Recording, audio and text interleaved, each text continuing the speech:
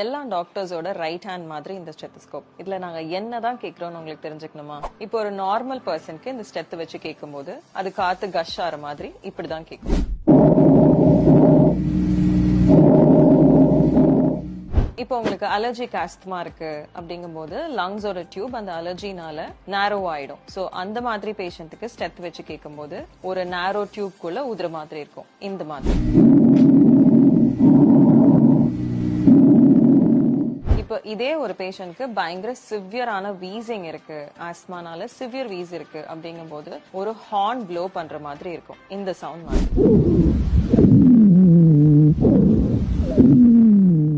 இப்போ ஒரு பேஷண்ட்க்கு நிமோனியா இருக்கு, இல்ல அந்த பேஷண்ட்க்கு ஏதாவது ஹார்ட் ப்ராப்ளம்ஸ் இருக்கு, அதனால லங்ல ஃப்ளூயிட் சேர்ந்திருக்கு அப்படிங்கும் போது அந்த பேஷண்ட்ஸ்க்கு கல்லு ரப்பார மாதிரி ஒரு சவுண்ட் கேட்கும். அது இப்படிதான் இருக்கும். இப்போ நீங்க சிவியர் ஸ்மோக்கர், அதனால உங்களுக்கு COPD, chronic obstructive disease அப்படிங்கிற ஒரு லங் கண்டிஷன் இருக்கு. சோ COPD பேஷண்ட்ஸ்க்கு லிட்டரலா கொரட்டை விடுற மாதிரி இருக்கும், இப்படிதான்.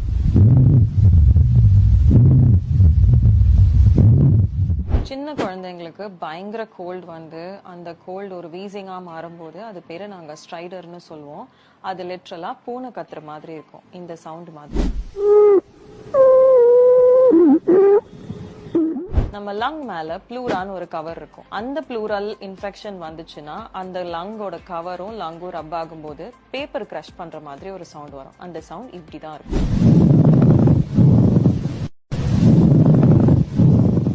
சோ இந்த ஒரு ஸ்டெத்தஸ்கோப்பை வச்சு இத்தனை டயக்னோசிஸ் எங்களால பண்ண முடியும். So this is doctors best friend. இது இல்லாம எங்களால இருக்க முடியாது.